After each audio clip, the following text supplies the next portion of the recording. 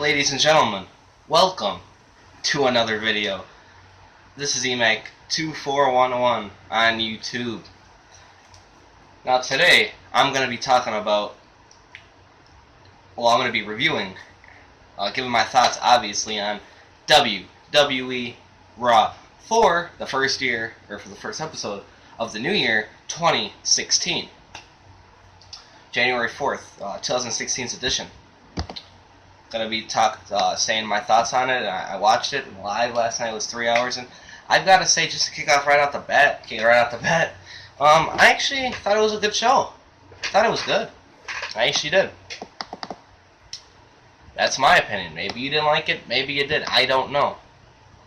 But my thoughts on it is that I liked it. So let's talk about it. I mean, we had a lot of good stuff. We had Vince McMahon on the show. We had a former WWE champion return. Well, there was no John Cena, but there's plenty more. So let's get into it. So basically, we kicked off Monday Night Raw with Stephanie McMahon coming out to her music. She was looking pretty good tonight, but without her, well, she barely just walks out, and Roman Reigns' music hits, and out he comes. So there's a little bit of interaction with them going on to start the show. So yeah, it's kind of like to set things up for tonight, the main event. You know, it's not really anything as important. It was kind of entertaining though. I did kind of like it, the segment. I thought it was a decent way to kick off the show. He basically just calls Vince McMahon to the ring, but he's not here yet.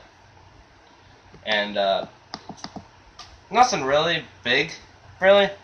But I will say that it was good to see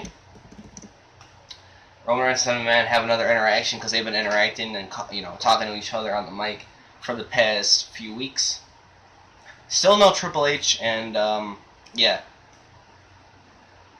But he should be probably returning soon. I believe he could possibly return in the Royal Rumble, and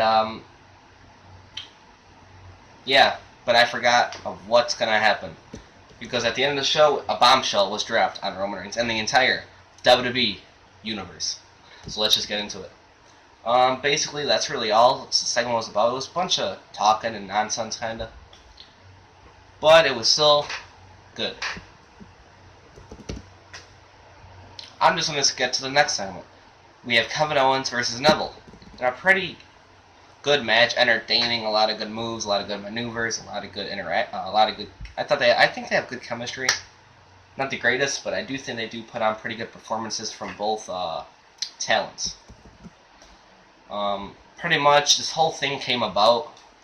Well, first it came about at the 2015 Slammy Awards, where Neville won the 2015 breakouts. He was the 2015 breakout star of the year. Kevin Owens thought he should have won. And yeah, that's basically how this rivalry kind of started. They've had a few matches. Last week, Neville actually defeated Kevin Owens. I think it was like 30 seconds. I don't know. Something like that. But he actually beat him pretty quick. And yeah. Our rematch is tonight. Well, last night. They had a match and Kevin Owens won. It was a pretty good match though. Dean Ambrose was on commentary, I will say that. I will say. It was good.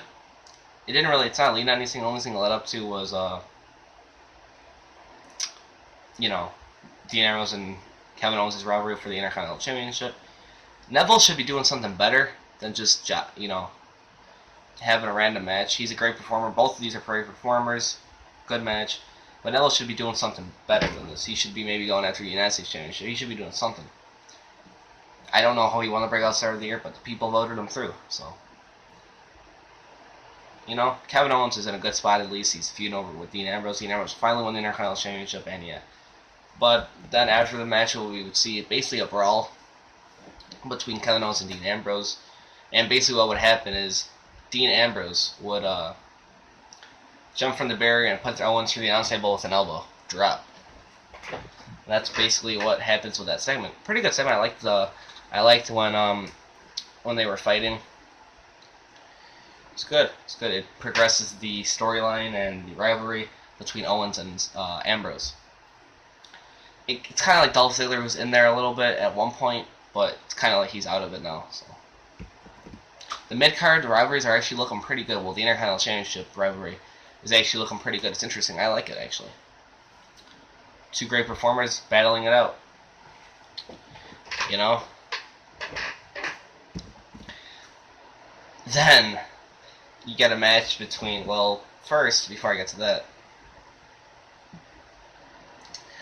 Vince McMahon's here, a limousine pulls up, and basically he's here, and JoJo asks him some stuff, and yeah. Then we get an unnecessary match. I don't know what they're doing with these with these two superstars. It's kind of sad to see where they've went. Stardust versus Titus O'Neil. Titus O'Neil should have already been a Intercontinental Champion or a United States Champion. He's very underutilized. He's a big man. He's a powerhouse. Stardust was Cody Rhodes. Ever since he became Stardust, he hasn't really been actually doing anything of significance. I love talking about wrestling. I love talking about Raw, but this match was unnecessary. I don't know what this is leading up to. Are they gonna have a rivalry? I don't know.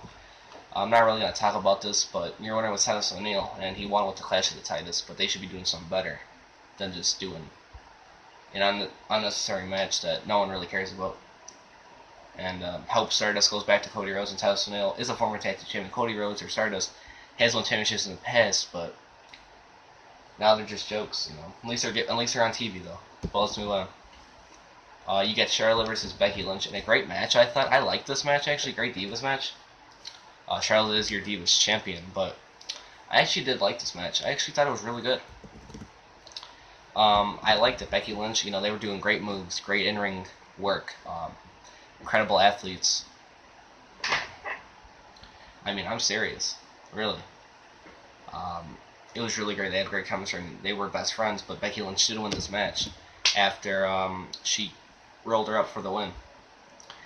Now she was all happy. Charlotte was kind of like, you know, kind of mad, kind of like a sore loser. But Ric Flair was also there, and she's kind of just being like Rick, you know, kind of like Ric Flair. I mean, he is the dirtiest player in the game. Don't get me wrong, but I mean, she's kind of just, you know, being like Ric Flair, being like your daddy, and you know, I think you should become your own person. If you're in the WWE, make your own, you know, be your own character, and don't just write off, you know, Ric Flair's, you know, he's a legend, but 16-time world champion, but you should be doing, you know, your own things, you know, make up your own, you know, stuff, you know, don't make people like you because, you know, your dad was a Hall of Famer, 2-time Hall of Famer, actually, but, you know, she is a great wrestler. Both of these are. I mean, they did come from NXT, but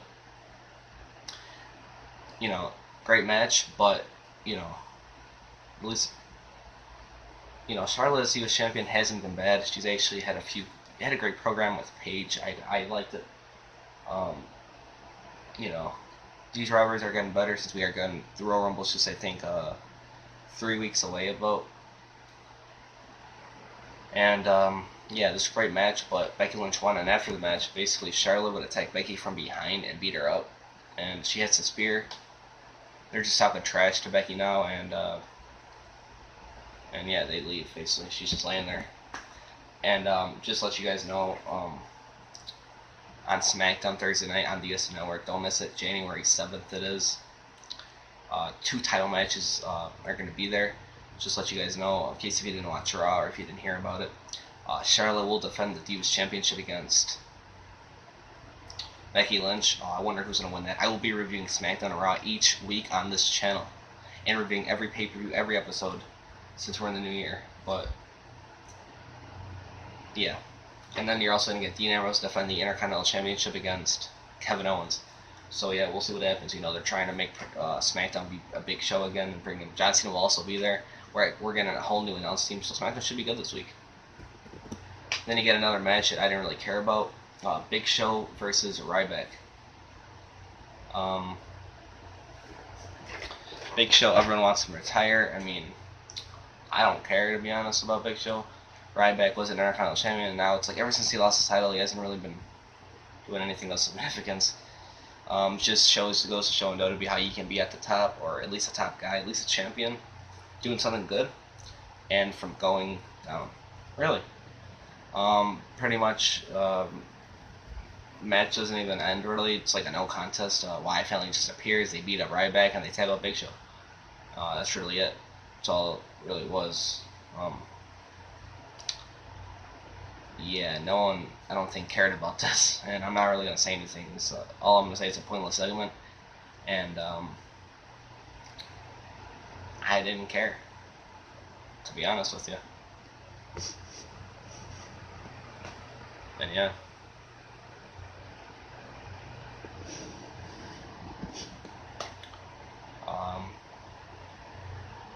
Ryback should be doing something better. Big Show, I don't know, care what you do, just jab to the right people. That's it. Then you get a tag team match: Rusev and United States Champion Alberto Del Rio versus the Usos.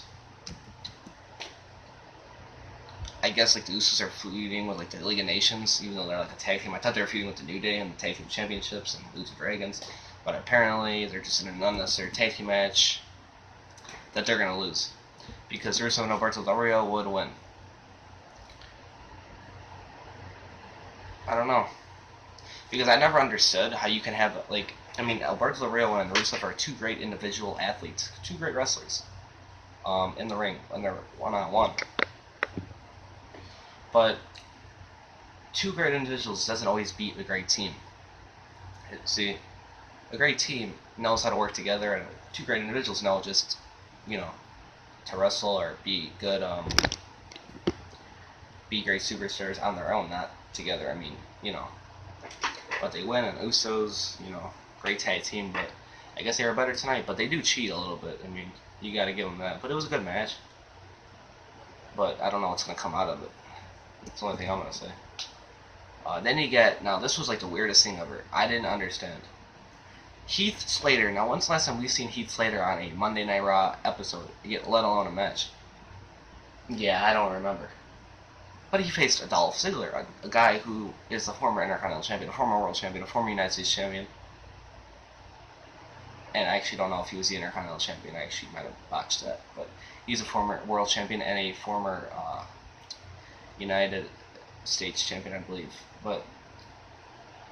And it was kind of a good back and forth match. I actually did wrestle a bit good back and forth match, but now I'm silent because I have no words for what just happened. For what happened in this match, I should say. Yeah, Heath Slater won. Because, see, if you don't wrestle on Raw, you can just come back and you can beat Dolph Ziggler, the show off, a great superstar, a great wrestler, a guy who's defeated a lot of great superstars in his life or in his career, and he just beats Dolph Ziggler. Now I didn't get it. Dolph Ziggler, I guess, has become a jobber, or maybe Heath Slater is finally getting a push. I don't know. I hope he does. Hell, I like Heath Slater. I'm just saying, it just doesn't make any sense unless they go something with this. A big one over Dolph Ziggler. But he had help from Adam Rose and Bo Dallas. What is this, like a faction now? I don't know. Then Curtis Axel's there too, and they say some stuff, and I guess they're like a faction or a group now, and they're gonna take out the League of Nations. I don't know. But yeah, and we would then get New Day would come out, they'd say some stuff. Then Chris Jericho makes his return to WWE in 2016, the New Year. He comes out, and he's funny. I'm laughing. He's really good. He's just great. He's a Y2J. He's a living legend, and basically he's there just to say one thing. I'm just gonna say the headline of it. He basically says he's in a main rush that he's gonna be in the Royal Rumble, and then he's gonna win. And he's in a main event WrestleMania 32 and win the World Championship. And they said he's back, and that's pretty much it. It was a good segment to see Chris Jericho back and interact with the New Day. New Day were funny too.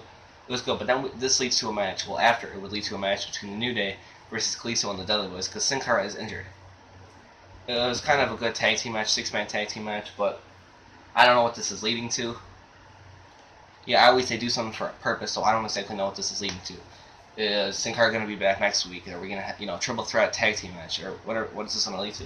I mean, obviously, it has something to do with the tag team championships, I hope. I don't know, but the winners, the New Day are the winners, and I just don't know how more they can go with the New Day thing. That's the only thing I'm saying. I don't know how long they'll be together. And the Dudley Boys, I think they're going to have to win the tag team title soon. Or maybe it's Lucha Dragon's time, or the Usos. I don't know, but the tag team division is getting hot. A lot of these divisions, mid-card division and stuff, it's all getting good, I think. Then this would come to our main event. The main attraction. The match you've been waiting for the whole night. At least I was. Roman Reigns puts the WWE Championship on the line against Sheamus, the man who he took it from and he won it from. And your special referee that I didn't mention already is Vince McMahon. And pretty much they're saying Roman Reigns has no chance of winning and Sheamus has become your new champion. There's no way. I mean, Roman Reigns has no chance in hell. You've got no chance. And yeah. And now it's like this. It was a pretty good match. I guess I was interested. I was, this Roman Reigns story. Now, Roman Reigns, the only way he got over is pretty much he took out Triple H and he was, talking down to the Authority, taking out Vince McMahon, talking down, talking dirty to, not dirty, but, like a bad mouth on 17 McMahon. He's doing all these things that people are loving because who likes the Authority? And, everyone loves to see the Authority get it, get it handed to them, and it's Triple H to sell out, but who doesn't like that? Roman Reigns got over by that. A cheap way to get over. I like Roman Reigns. I'm glad he's champion, but it's like they kind of like forced you to like him in a way. Just saying, it's kind of what I took it from. They're like, you have to like him, so we're gonna, if the Authority gets taken out and he's battling the Authority, everyone's gonna love him because. Who would you rather vote for, or who would you rather cheer for, the Authority or Roman Reigns? I would rather choose the Roman Reigns, obviously. So that's obvious right there. So, good Raw, good match, but it's like Roman Reigns kind of got, it's kind of like Roman Reigns should have got screwed. It's kind of like that's what they were kind of assuming. It was interesting, though. And then it's like every time Sheamus went for a cover, it was a fast count. If Roman Reigns went for a cover, it would either be a slow count, or like he wouldn't even count at all, or like that one time I remember, he was counting and it was like about to be 3, and then he was like, oh, I got sun in my eye. Yeah, that's basically. Basically then what would happen? He's like, I want eye drops and stuff. Basically. We're getting down to the end, and pretty much he would take out Vince McMahon.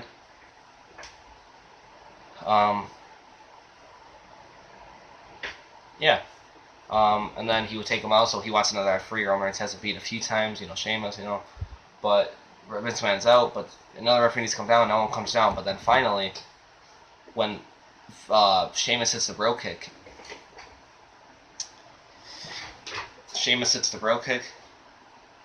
and then what would happen? Scott Armstrong would run down to count the pin, but Reigns would kick out at 2. He would take out Armstrong, and then another referee would come down, John Cone, or something like that.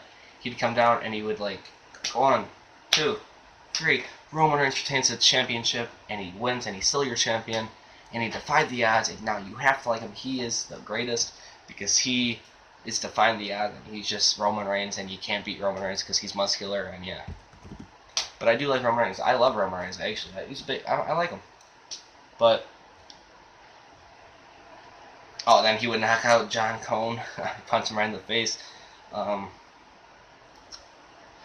then the big announcement would come, the shocker, the jaw dropper, the holy shit moment, at least in my opinion.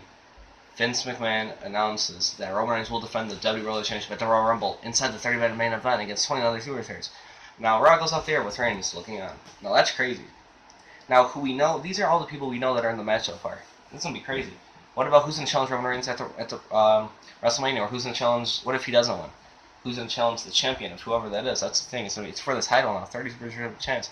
You got Chris Jericho, Dolph Ziggler, Braun Strowman, Luke Harper, Eric Rowan, Bray Wyatt, Curtis Axel, Big Show, Ryback. You know, all those people are in it. And we're going to have to see what happens. Still got 19 other superstars to go, and we're going to have to see what happens. Should be interesting. Because he's like 1 versus all, and this is going to be very interesting. Lower one's retained. Will we have a new champion? Who's going to challenge the champion at WrestleMania? Who's in the main event? How is this going to go down? I think we got 2 more Raws until the Royal Rumble, January 24th, live on the WWE. This is, you know, it's going to be crazy. Road to WrestleMania, we'll start the Royal Rumble. We're going to have to see what happens. Thank you guys for watching this review of Raw on January 4th, 2016. First Raw of the year. It was good. I got to give it a... I mean, because my negatives and positives were that, you know, there's a lot of stuff that I actually was interested in. I liked the main event, Roman Reigns and Sheamus for the title. You know, I liked a lot of matches, a lot of segments, and what happened on Raw. I just didn't like some of the unnecessary matches and, you know, stuff that happened, like Heath Slater versus Dolph Ziggler. Heath Slater won, didn't make sense. Stardust and Titus O'Neil, didn't make sense. You know, I'm gonna give it 7. I'm gonna have to give it. It's kind of hard out of 10 stars. I'm gonna have to say 7 out of 10, maybe a 7.5. I kind of would bump it up to a 7.5, but you know, at least it was not a disqualification finish. That's the one positive about it. You know, looking back on it, I'm going to say there's 2 good matches so far. I'm looking at the list. 2 good matches. 7 out of 10. 7 out of 10. That's my rating, guys. So thank you guys for watching. Like, share, comment, and subscribe for more videos. So yeah, it's been eMac24101 on YouTube. Until next time, peace out. Kind of liked the Howie thing. So peace, ladies and gentlemen. Hope you liked the video. Later.